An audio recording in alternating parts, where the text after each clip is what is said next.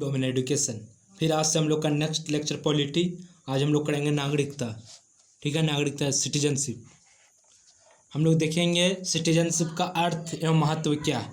ठीक है, किसी भी चीज़ के लिए सबसे पहले ज़रूरी होता है कि उसका महत्व क्या होता है। ठीक है, सिटीजन क्या चीज़ होता है। सिटीजन किसी देश की नागरिकता साबित करने के लिए, एक हिसाब से बोला जाए तो किसी देश के लिए एक आइडेंटिटी होना चाहिए। ठीक है, किसी अन्य आधुनिक राज्य की तरह, यानी कि किसी अन्य अदर स्टेट की तरह भारत में भी दो तरह के लोग रहते हैं। ठीक है, एक नागरिक और दूसरे विदेशी। ठीक है, किसी भी देश में दो तरह के लोग रहते हैं। जैसे हम लोग अगर बाहर जाएंगे तो हम लोग क्या हो जाएंगे, विदेशी। हम लोग अगर अमेरिका चले गए तो क्या हो गए, विदेशी हो गए। और अमेरिकी लोग अगर यहाँ आ गए तो क्या हो गए, ये यहाँ के लिए विदेशी हो गए। ठीक है, तो इस हिसाब से यहाँ भी दो तरह के लोग रहते हैं, जैसे ऑल ओवर वर्ल्ड में लोग रहते हैं। ठीक है, इसमें दो श्रेणियाँ होते हैं। ठीक है, विदेशी मित्र एवं विदेशी शत्रु, यानी कि दो श्रेणी होते हैं। विदेशी में एक शत्रु देश भी होता है और एक मित्र देश भी होता है। मित्र देश कौन हो गया, जिसके साथ मान लीजिए एक हिसाब से बोला जाए कि बढ़िया से युद्ध का पोजीशन ना हो कभी भी, और क्या नाम है, बढ़िया से उसके साथ व्यापार ट्रेड चलता हो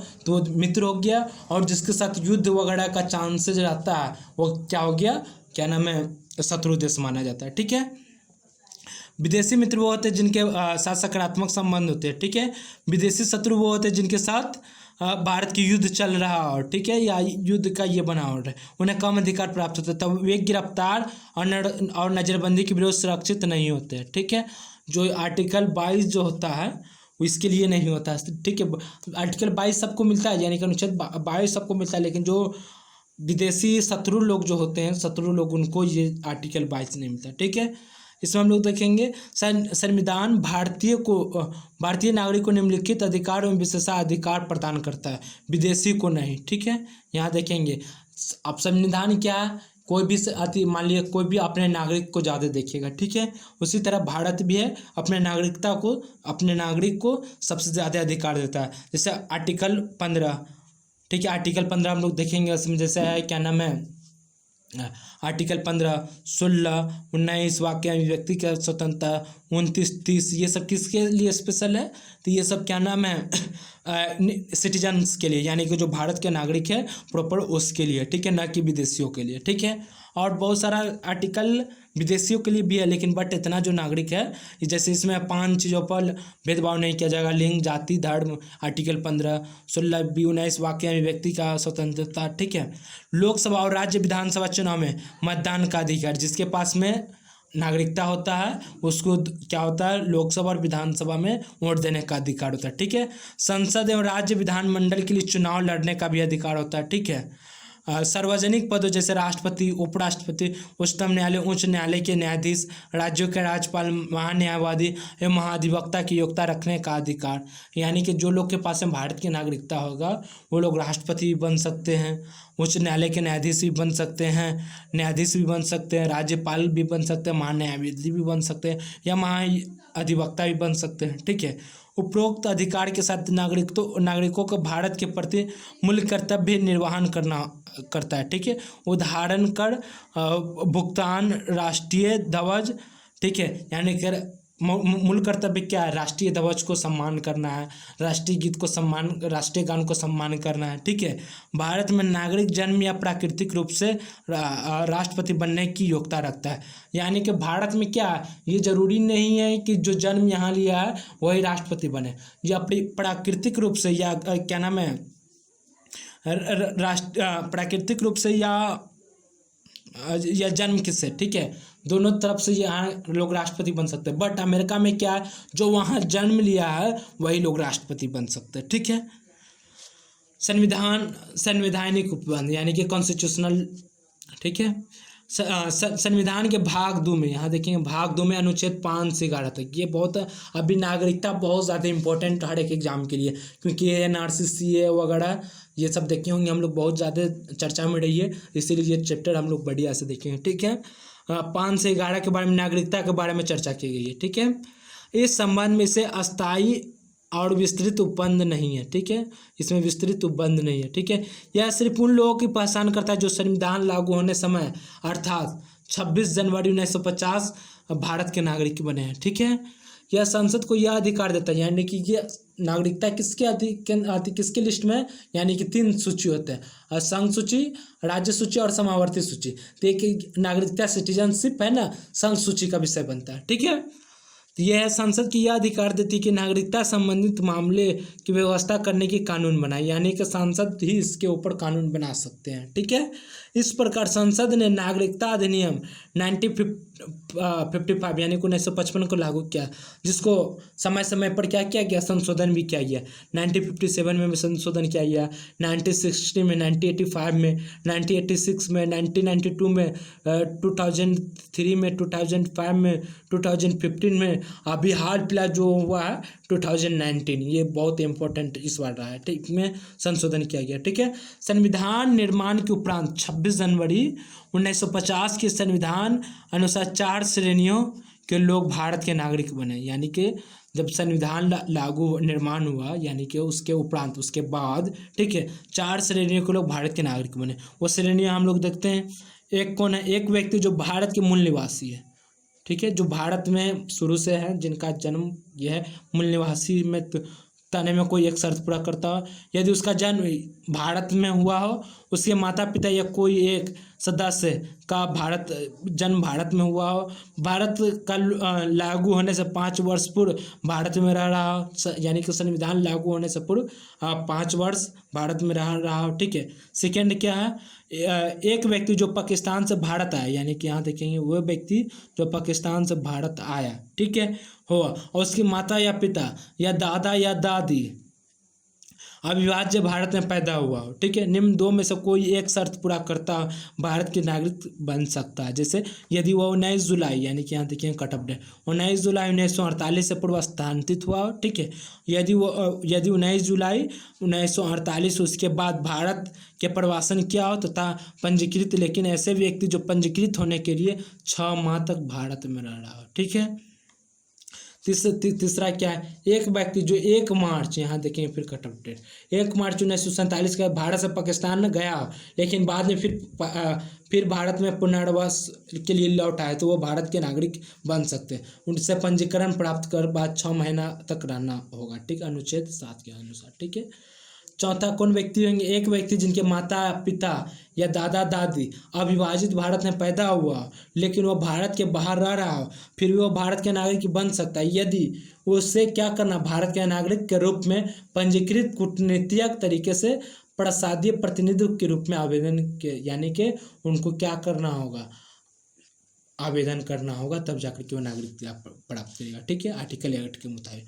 नागरिकता संबंधित अन्य संवैधानिक प्रावधान इस प्रकार। ठीक है, क्या है, एक वह व्यक्ति जो भारत का नागरिक नहीं होगा या भारत का नागरिक नहीं माना जाएगा जो स्वेच्छा से किसी अन्य देश का नागरिकता ग्रहण कर ले, यानी कि भारत के आर्टिकल 9 क्या बोलता है, वह व्यक्ति जो भारत के नागरिकता को स्वेच्छा से ग्रहण कर लेता है और भारत के नागरिकता को अगर छोड़ देता है तो भारत के नागरिकता नहीं माना जाए। ठीक है, तो सेकेंड में क्या है, प्रत्येक व्यक्ति जो भारत की नागरिकता है या समझा जाता है, यदि संसद इस प्रकार की किसी विधान का निर्माण करे। ठीक है, अनुच्छेद 10, संसद को यह अधिकार है कि वह नागरिकता के अर्जन और समाप्ति के तथा नागरिकता से संबंधित अन्य सभी विषय के संबंध में विधि बना सकते हैं। आर्टिकल 11, यानी कि आर्टिकल 11 सांसद को यह अधिकार देता है, राइट देता है कि वो नागरिकता से संबंधित कोई भी कानून ये बना सकता है। ठीक है, नागरिकता अधिनियम 1955। ठीक है, ये नागरिकता अधिनियम 1955 क्या है, संविधान लागू होने के बाद अर्जन एवं समाप्ति के लिए बंद किया गया था। ठीक है, ये संशोधन इस प्रकार, नागरिकता संशोधन अधिनियम 1957। ठीक है, निरास्त, यानी कि ये हो गया। ठीक है, रिपीलिंग एवं संशोधन अधिनियम 1966। ठीक है, नागरिकता संशोधन अधिनियम 1985।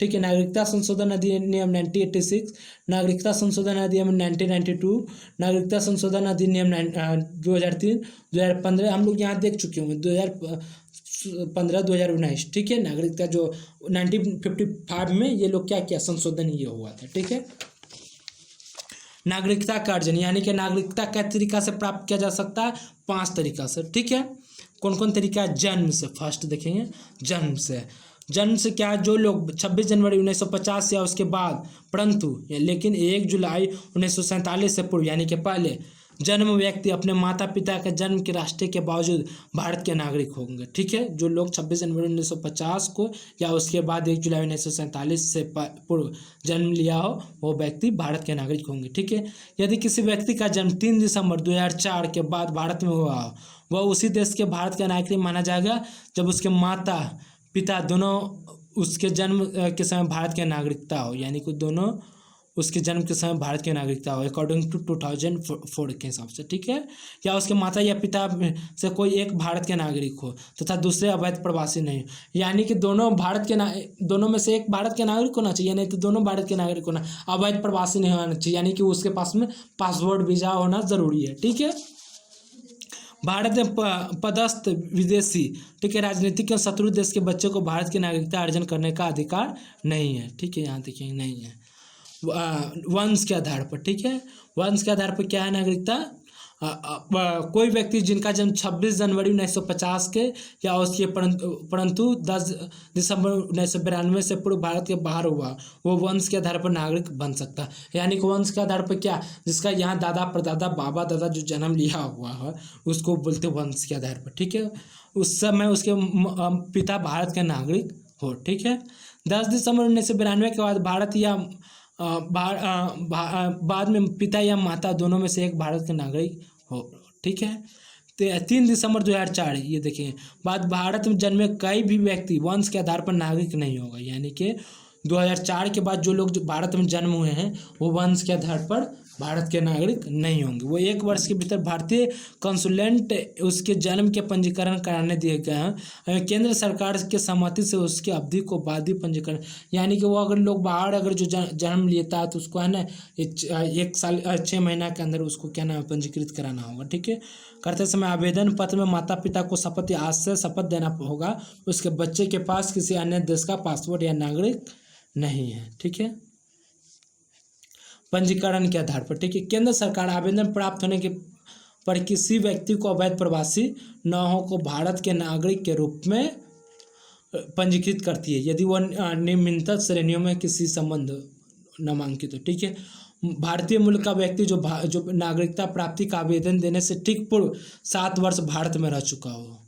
ठीक है, ये क्या पंजीकरण से भारतीय मूल के वो व्यक्ति जो अविभाजित भारत के बाहर या किसी अन्य देश के अन्यत्र रह रहा हो, वह व्यक्ति जिसने भारतीय नागरिक से विवाह किया हो और पंजीकरण के लिए प्रार्थना पत्र देने से पूर्व 7 वर्ष में भारत के में रह रहा हो। ठीक है, 7 वर्ष से भारत के नागरिक के नाबालिग बच्चे। ठीक है, कोई व्यक्ति जो पूरी आयु तथा क्षमता से तब यह उसके माता पिता स्वतंत्र भारत में के रूप में पंजीकृत या पंजीकरण रहा हो। ठीक है, इसी तरह 12 महीने से धारण, यानी कि इसमें क्या था कोई व्यक्ति जो पूरी आयु तथा क्षमता हो तथा उसके माता पिता भारत के नागरिक हो, कोई व्यक्ति जो भारत के आयु तथा क्षमता का हो तथा वह समुद्र पार किसी देश का नागरिक के रूप में 5 वर्ष का पंजीकृत हो या वह पंजीकरण के इस प्रकार आवेदन देने के 12 महीने साधारण निवास कर रहा हो। ठीक है, प्राकृतिक रूप से केंद्र सरकार आवेदन प्राप्त पर किसी भी व्यक्ति को अवैध प्रवासी न हो के लिए प्रमाण पत्र जारी कर सकती है।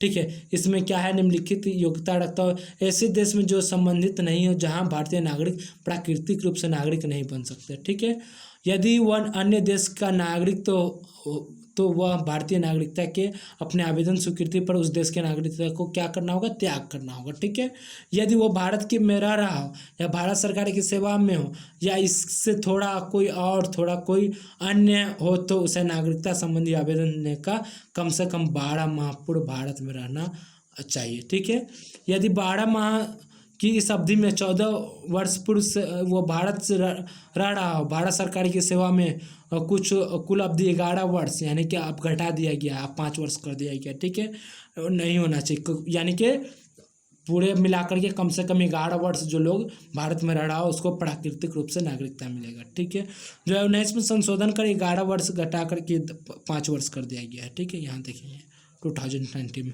उसका चरित्र अच्छा होना चाहिए जो प्राकृतिक रूप से लेंगे। संविधान की 8वीं अनुसूची में के भाषा में लिखित भाषा में उसको एक अच्छा भाषा आना चाहिए। भारत सरकार उपरोक्त प्राकृतिक शर्तों पर मामले पर एक स्थानीय दबाव हटा सकती है। ठीक है, इसमें कुछ खास नहीं जानना है। और एक है 5वां क्षेत्र समष्टि द्वारा, किसी विदेशी क्षेत्र द्वारा भारत के हिस्सा बनने पर, यानी कि किसी विदेशी क्षेत्र को अगर कब्जा कर लिया या किसी अगर वो अपने मर्जी से भारत के हिस्सा बन जाता है, ठीक है, तो उसको नागरिकता भारत सरकार देगी। ठीक है, इसमें जैसे पांडिचेरी की नागरिकता आदेश 1962 जारी किया गया और ये अधिनियम 1955 के तहत जारी किया गया था। ठीक है, असम समझौता के आच्छादन व्यक्तियों के लिए नागरिकता के विशेष प्रावधान, नागरिकता संशोधन अधिनियम 1985। असम समझौता विदेशी मुद्दों व्यक्तियों की नागरिकता के लिए निम्नलिखित प्रावधान करता है। ठीक है, क्या क्या करता है?